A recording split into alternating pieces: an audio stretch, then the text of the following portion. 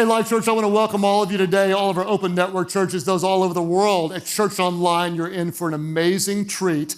He's been here 2 times before, and you keep begging him, could you please bring him back? Well, I finally got him to say yes. Michael Jr. is one of the funniest guys alive. He had a movie come out recently called More Than Funny. I want you to go to his website, anytimemichaeljr.com, find out more about this guy, buy his stuff, give it to people.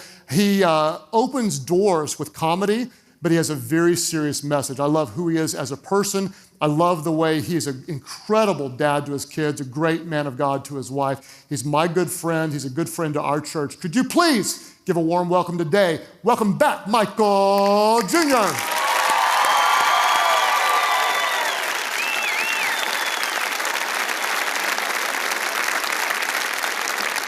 All right, thanks so much for having me. I love Craig. That dude is awesome. His handshake is a little aggressive. He doesn't even know it either. He's smiling the whole time while he's hurting you. Craig is dope. So when I got to town, I went by his house, right? He was all asleep, and then I took a picture of him. I think we got the picture. Yeah, it is. I took a picture of him. Stuff. That was pretty cool. Yeah. He loves snuggles. That's what he loves. Anyway, so I actually, due to Craig, I've been working out a lot because I'm inspired by his work ethic and just in general. So I started working out. I was at the gym the other month. Right?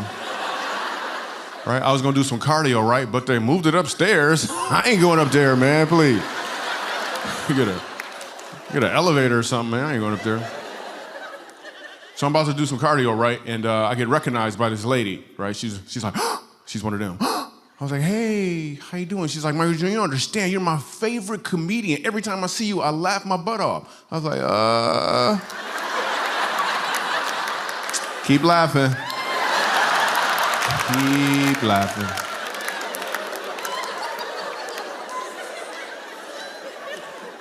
And people ask me questions, Michael Jr., what makes you laugh? And what makes me laugh really is awkwardness.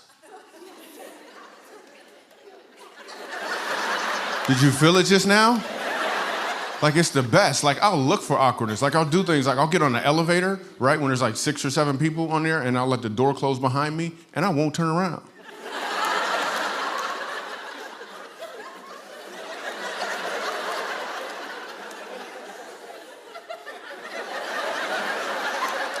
And then I'll say something random like, it's Tuesday, but it's really Friday, and everyone gets off on the next floor.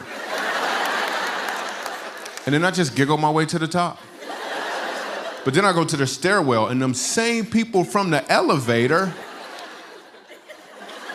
and when they see me, I'm like, it's Thursday. Then they head back down. So my comedy, I always sit back and I pay close attention to people.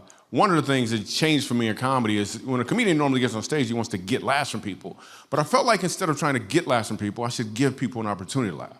But when I give, not just laughter, when I give anything, I try to give on purpose, meaning I try to never give out of compulsion or emotion. And when I talk about giving, I'm not talking about the tithe. That's not giving, that's called not stealing. I ain't talking about that. So when I talk about giving, I'm talking about never really giving out of compulsion. I try to hear God's voice when I give. I try to be obedient, and I'm really good at receiving too. Just want to throw that out there. Like I try to have a balance. It's very, very important that you have a balance. So this is what this looks like for me. I was at a Starbucks, right? And the car in front of me paid for my Starbucks coffee. That was awesome. So you know what I did? I did a little prayer. I ain't hear anything. Pulled off with some free Starbucks. For real. 2 weeks later, I'm at the same Starbucks. Car in front of me pays my coffee. I was like, wow, that is awesome. Dude in the drive-thru was like, you don't understand. You're the 23rd car in a row. I was like, wow, for real? Pulled off with some free Starbucks. And here's the thing. I know some of you guys are thinking I'm being insensitive. I like to beg to differ. Is it possible that the only person who really gave was the person in the front? Is it also possible that everyone else just had a hard time receiving? I didn't have a hard time receiving. I pulled off with some free Starbucks. And anytime you truly give, there's always a sacrifice. In fact, I would probably argue that the sacrifice is the majority of the gift. especially with regards to John 3:16. So when you give, it's really about the sacrifice. So if you were going to buy a coffee, now suddenly you have this money that you wouldn't have before, and you buy someone else a coffee, there's really no sacrifice, but even if there is, obedience is better than sacrifice. Obedience. So I find comedy all over the place. Another thing I do for awkwardness is, you ever go on a job interview and partway through you realize, I don't want to work here.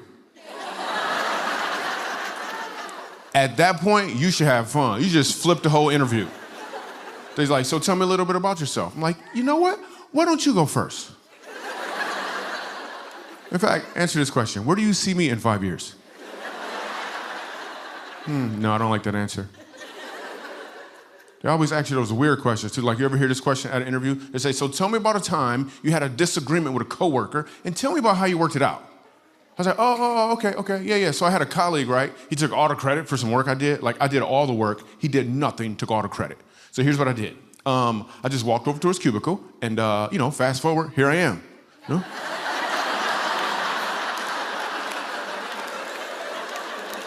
That's exactly what happened. That's what's on the police report. That's what happened. So whenever I do comedy, I'm really paying attention. I'm gonna give you guys some insight that I just want to give you guys some insight. So when I'm doing comedy, here's what's really going on. I am presenting joke number 1, but at the same time, I'm doing the math on what I think joke number 2 should be based off how you're currently responding to joke number 1. Once I have joke number 2 locked, I'll move on to joke number 3 and start doing the math on what I think joke number 3 should be based off how you're currently responding to number 1 and probably will respond to joke number 2. I actually used to go 7 jokes deep. Even though I'm presenting this joke, I'm 7 jokes ahead. Then I met Jesus, right? And he wanted to talk. So I can't really go 7 jokes ahead because because on stage, I literally am asking this question, what can I give to this audience? Literally. In between the jokes, I'm asking, what can I give to this audience? Right in between the gaps. Now here's the thing. I'll pause for a second.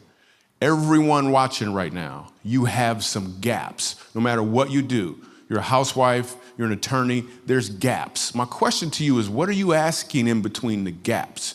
Are you asking what can you get, or are you asking what can you give? Because if you don't articulate which one you're asking, by default, you're actually saying, what can I get every single time, ever since the fruit. So you have to articulate the answer to that. So I'm doing a show in Phoenix, Arizona, right? And it's probably 3,500 people at the show. I'm sitting in the back with a friend of mine before the show starts. And we're talking about this photograph that we saw online. And this is probably about 11 years ago. We're talking about this photograph. I'm like, cool, it's time for the show. I go out, there's like, I don't know, there's 3,500 people here. We're having a great time. We're probably 25 minutes into the show. And I'm listening in between the gaps. And I felt like God said to me, hey, show him the picture. I'm like, I don't know what I'm not showing him that picture. That picture was not funny at all. I am here to do jokes. You gotta understand, on a scale of 1 to 10, we're probably laughing at a 7.5. That is a pretty strong show. I'm excited, cool, moving on to the next joke, and I feel it again. I feel like God said, show him the picture. So in the middle of my comedy set, I show him this picture. So that is a picture of a vulture and a little girl. And what's going on in this picture is the little girl is actually trying to make it to this food bank that's outside of the photograph. So I'm explaining to my audience in Phoenix, just like I'm explaining to you, what's going on in this picture. The photographer is in the obvious place, and the vulture is in the obvious place as well. So I explained to them that the photographer actually waited 20 minutes because he felt like it'd be a better shot if he could get one when the vulture opened up his wings. After he took the picture, he got on a plane, came back to the States, turned in the picture, and won the Pulitzer Prize. It's like one of the greatest prizes you could ever get. 6 months later, he commits suicide. And I said to that audience, just like I'm saying to you, had he been of the mindset, I believe, to save the little girl, he himself would probably be alive right now. So here's the thing. I cannot tell you what I said to that audience after that, but we went literally, I can't tell you what the segue was, but we went from laughing at a 7.5 to a 0 during the picture to probably a 12. Now, I would have never made that call, but because I was listening in between the gaps, I did something that I wouldn't normally do to give in a way that I didn't think I could give. You have gaps too. There's something more for you to give. To the church, to your community, to your spouse. There's something more that you can give. And it may look different than you think. We went deep. I'm doing a joke. So Pastor Robert Morris is my pastor, right? And I was at this restaurant. They got this. It's called Babe's Chicken, and down they got some delicious, they got these little biscuits, right? They got these biscuits with the honey. It's amazing, like with the 7 Z's, right? But it was out of honey, and I was getting ready to leave, so the dude had to go to the back to get the honey, right? And then Pastor Robert walks in. I'm like, hey, what's up? He's like, Michael, hey, what you doing here? I wasn't thinking. I was like, oh, man, I'm just waiting on a couple honeys, you know? I'm doing,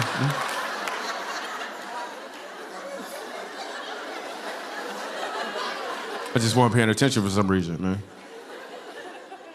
When my teachers in school, they used to try to tell me I had ADHD. I ain't paying no attention. Like, whatever.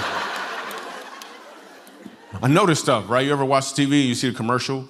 You ever see this commercial? It's the old lady. She's all wounded. I mean, she's not wounded. She just fell down. She might be wounded. We don't see the rest of the commercial. Anyway, let me stop. Anyway.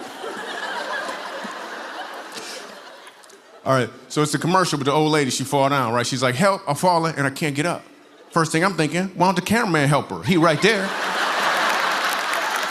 He is right there. That's what's wrong with this world, man. I get random thoughts like, did God give chickens wings just for us? They don't even use them.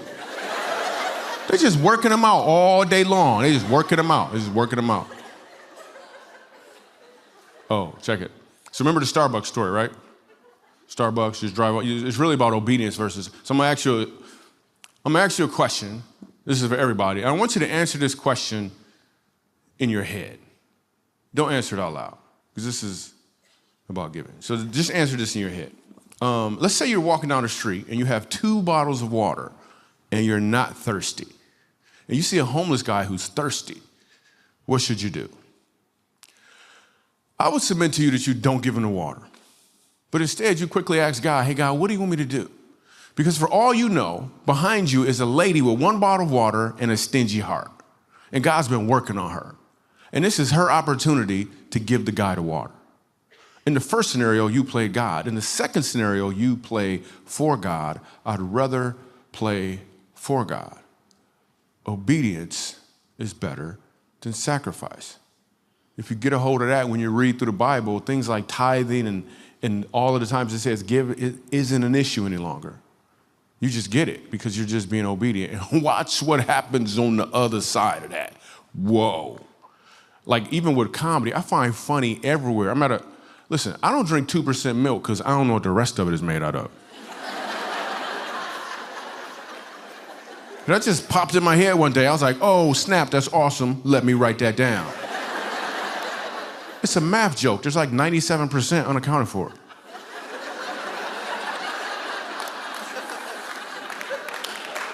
You guys are awesome. Some people don't get that joke, and I explained to them. If I had a nickel for every time somebody tried to tell me my math was wrong, I'd have $2.83.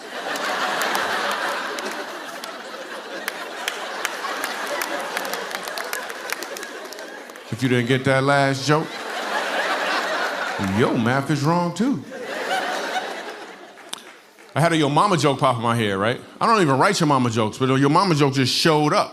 And the reason I'm gonna do this Your Mama joke right now is because there's a learning opportunity on the back end of this Your Mama joke. If you don't know what a Your Mama joke is, you probably gonna take this personal. All right, here it is. All right, your mama's so fat, they couldn't even lift her up in prayer.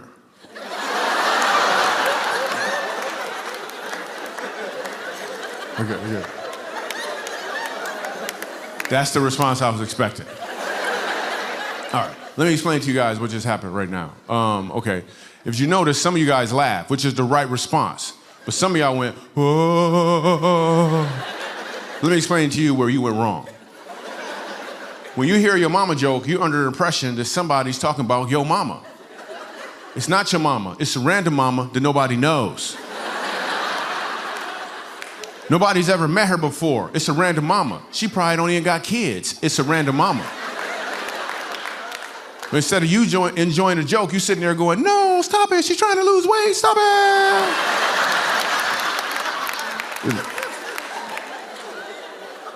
It is not your mother.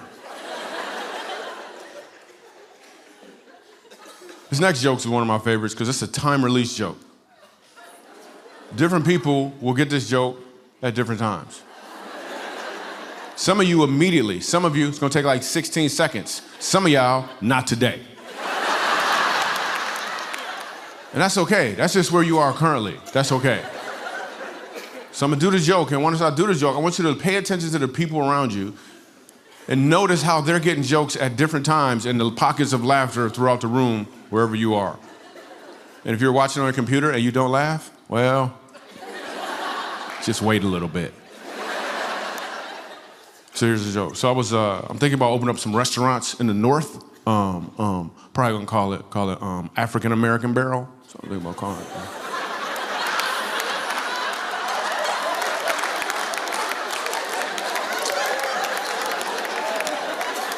Oh, okay, just now. Okay. Couple people faking it. Whew, that's funny right there. That is funny. Ooh, that's funny. I do public service announcements sometimes. I just heard somebody say, that's funny. Let me see if I got this right. Instead of actually laughing, you just gonna announce your reaction? That's how you wanna do it? That's like driving down the street, you get cut off in traffic, like, the horn.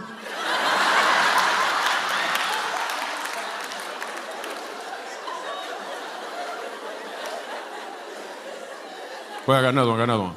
You get a speck of dust in your eye, you just stand there and say, blink, blink, blink, blink, blink, blink, blink, blink, blink. Blink, blink, blink, blink, blink, blink, blink, blink, blink, blink, blink. You gotta do something, you can't just.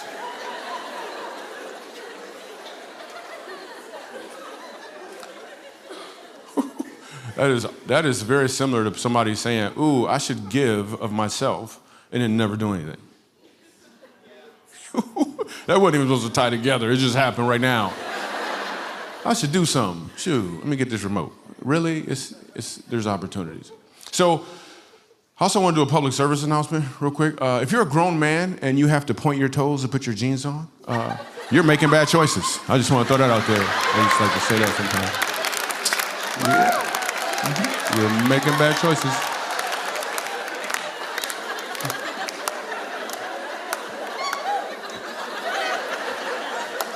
Just a little help for you guys. So I got this cool story I want to tell you guys. So I'm the type of person who loves to give. Like I love giving. But again, I try to give when I should give, never out of compulsion. I ain't talking about the tithe. Like that's not even my money. Like that's literally, you're not even giving if you don't do the tithe. If you don't tithe, anything else, you're not even giving. You just spending somebody else's money. Hey, Lord, thanks. I know this, I know, but I'm gonna get this. It's a good person though. What? Anyway, all right. So, but I love to give, but I try to give when I should give, never out of compulsion. So, like you ever see them commercials of the wounded dogs? Please send this dog $20. I ain't giving that dog no money. He got a job, he an actor, I see him on TV. So I try to give when I should. So this is what this looks like for me. We met this family. I think we have a picture of the family. Yes, beautiful family, right? Look at the little boy between his dad's legs. He is doing too much, right? It's the Richardson family. So let me tell you about the Richardson family. So they have 5 biological kids, and then they adopted 2 teenagers. And at the same time, they were fostering 5 siblings, all under the age of 7. It's a lot of kids. Then someone came along and they wanted to adopt 2 of the 5 siblings, which means they would be split up and probably never see each other again. So the Richardsons, who don't make much money at all, they were fine with stepping up, getting additional jobs, and they adopted those kids, which was really, really, really awesome. Then, through some circumstance, someone came along and they stole one of their vehicles. Now this really big family is down to 1 vehicle, and they sometimes have to make 2 trips to go places. And this is where I found out about it, and I felt like I was supposed to do something. But God didn't tell me to buy them a vehicle. He said, I got something I want you to do. Again, I want to be obedient. I don't just want to sacrifice. So me and my family got together and we prayed and we came up with this idea to do a comedy show fundraiser for the family. But here's the thing. If we just do a regular comedy show fundraiser, that is technically me buying them a vehicle. And I want to be obedient. I don't just want to sacrifice. So we decided to we went to 4 of my events across the country. It took 4 events. And we told people about the Richardsons. And we asked them to buy tickets to a comedy show called the No Show Comedy Show. And people were like, well, when is it? I was like, I don't know. I'm not gonna be there. And people bought tickets. I was blown away. They bought tickets to a show that would never happen. In fact, the back of the ticket said, you were buying tickets to a show that won't happen, and this is not a tax deduction.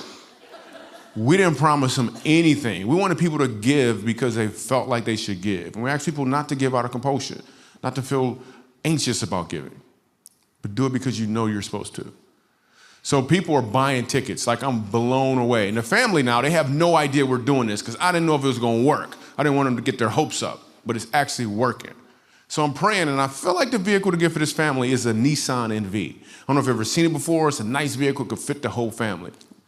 So what we did, I go to the dealership, and we have enough money for a Nissan NV, and I'm excited. But then I happened to notice that they also had the Nissan NV, the one that's all plushed out. Well, I'm the type of person, I like to give the same way I want to receive. So I want the Nissan NV. Well, the dealership found out what we were doing, and they bought 40 tickets for all the employees. So we got to get the Nissan NV. So we're working on a deal with this family, and I didn't promise my ticket buyers anything. Only thing I said to them, I said, if the family gives us permission, we'll capture their story and we'll share it with you, if they give us permission. So we go over to the family's house. They still have no idea what we're doing. And I tell them we're there to do a fundraiser video for them. Maybe they could raise a little money, pay off some bills. They have no idea. So we're there with the camera crew, and they're telling me about their family and their kids that they adopted. And it's some really hard stories to hear. Like, it's really hard. So I needed a break. I said, hey, let me take a break for a second.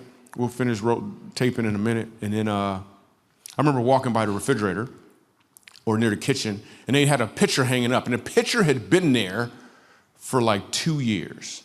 This is the picture. That is a Nissan NV. They wrote on top of it, God is awesome. This is our car. Reach for your goals. Obedience is better than sacrifice. So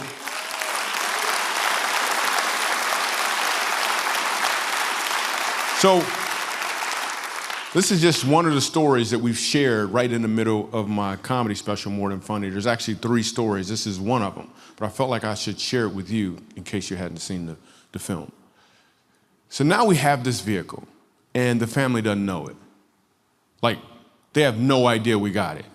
Not only do we have a vehicle for them, we now know we have their dream vehicle. And now all I have to do is figure out a way to deliver it. Well, I do comedy. Delivery is what I do. So we all go to their house. They're all piled in to watch the video. But what we really want to do is watch them watch the video. Because in the midst of this, I'm going to sneak out, go outside, interrupt the video, and it's going to be me in front of their house introducing them to their brand new Nissan NV. Check it. I know you're in there sitting on the couch wondering if this is actually a real live video. Well, it is. And the reason I'm in front of your house right now is because I would love it if you and your whole crew and everybody else would simply just come outside so you could see your brand new Nissan NV. Serious? That's for real? For real? Like, just yours on the real. Check it. Come on.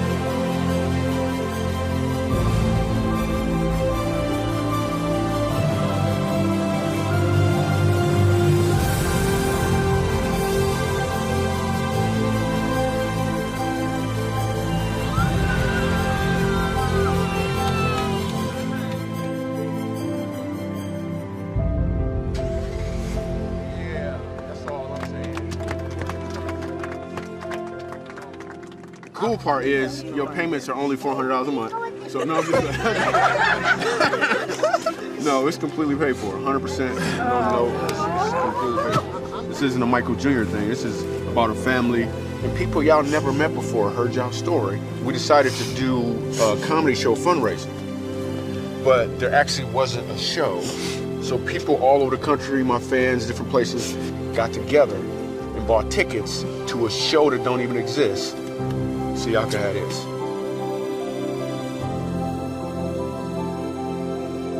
I don't know how to repay anybody for doing something for me like that. And now you're in a position where you just need to receive it. I receive it. I receive it.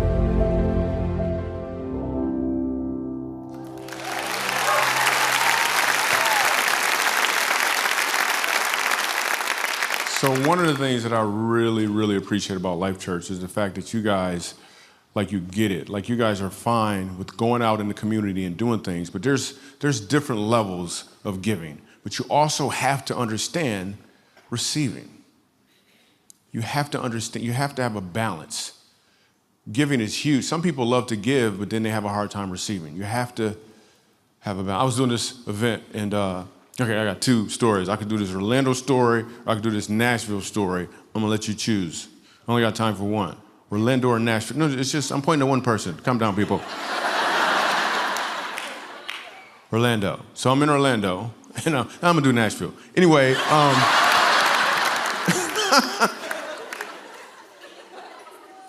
I'm in Nashville, and remember, I'm listening in between the gaps, right? And I'm on stage, and please understand, you have gaps. There's some more that you can do. This is an awesome church, but you as an individual, there's more that you can do. But all you have to do is listen in between the gaps. That's what happened with the story you just saw. I'm just listening between the gaps. So we're not in Orlando. We're in Nashville, and I'm on stage, and I'm listening between the gaps. So we're like probably, 40 minutes into the show. 2,200 people, sold out, and I feel like I'm supposed to talk to this lady in the front row. But the lady's deaf. Lord, what am I supposed to do? And there's a sign language lady on stage, right? So in the middle of this, so I stop, and I'm like, hey, can you ask that lady to come up on stage, please? So she comes up. It's a white lady. She's probably 52, 53 years old. She's really shy. She's scared. She don't know what's going on. The audience don't know what's going on. I don't know what's going on. We all kind of tripping.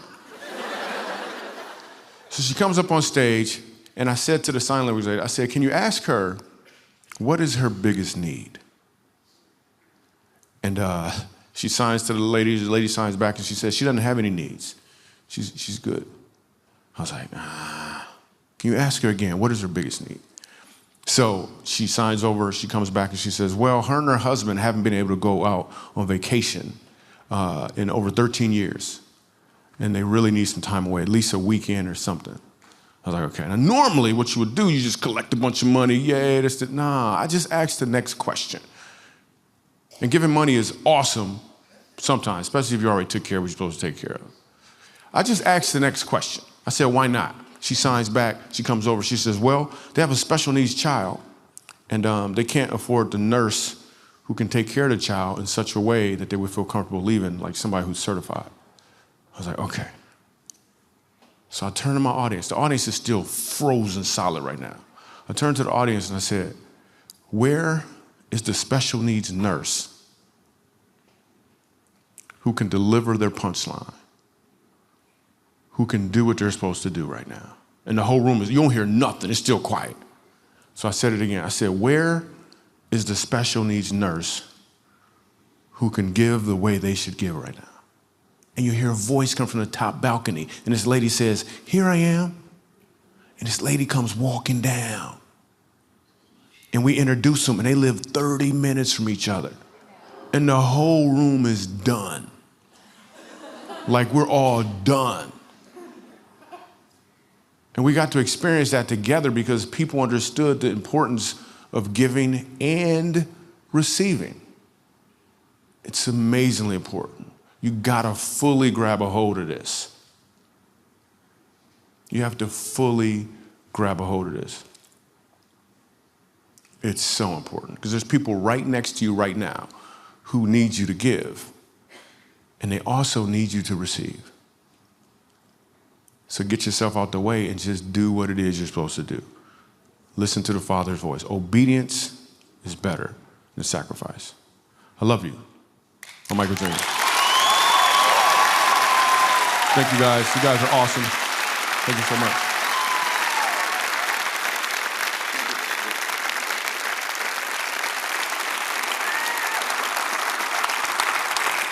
Man, did that speak to you the way it spoke to me, huh? At all of our churches, there are some people it takes a little longer to get the jokes. You know who you are. There are some people it takes a little longer to understand generosity. You may know who you are. We love to say it this way, that we will lead the way with irrational generosity because we truly believe it's more blessed to give than to receive. What I want to say to most of you is thank you for being amazingly generous. Because of your generosity, we're able to give away the YouVersion Bible app to over 1/3 billion people. A free gift from a local church. Because of your generosity, we're able to give free resources to literally hundreds of thousands of pastors all over the world. Because of your generosity, we're able to give millions of dollars to global mission partners, and we're able to give millions of dollars into our local community, not just money, but time of tens of thousands of people who are making a difference. And I want to say thank you to most of you for your generosity. To the rest of you, what's God going to say in the gaps? What's God's going to say in the gaps? We are blessed to be a blessing. That spoke to me. Amy and I try to lead the way with percentage giving. God just spoke to me to give more. There's some of you guys going to speak to you to give more. To the church, the tithe is not giving.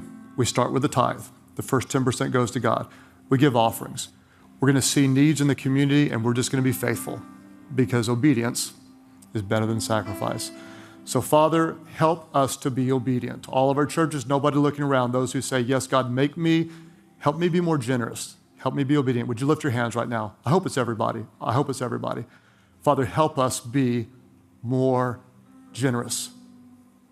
God, we honor you with the tithe. 10% is yours. Blessed as we give to you. Help us see needs and meet needs as your church. Make us more generous. As your hands are down and eyes are closed, we must give and we must receive. God gave Jesus. We must receive the free gift of eternal life. For God so loved the world that he gave his one and only Son, Jesus. At all of our churches, listen, sometimes it's awkward to receive, but guess what you need to do? You need to receive the gift of eternal life. You didn't earn it. You don't deserve it. I didn't earn it. I don't deserve it. We have sinned. We fall short of God's standard. But God in his grace sent his Son, Jesus. He gave his life so that we could live. There are those of you, it's time to receive it. All of our churches, those who say, I am broken, I am hurting, I've sinned against a holy God. I recognize what he's done today. I receive that gift. I turn from my sins. I give my life to Jesus. When you call on him, he'll hear your prayer. He'll forgive your sins. He'll make you brand new. Receive it. It's a gift. You can't earn it. You'll never deserve it. Receive it. All of our churches today say, yes, I receive the gift of eternal life. I give my life to Jesus. I receive his gift. Would you lift your hands high right now? Just lift them up.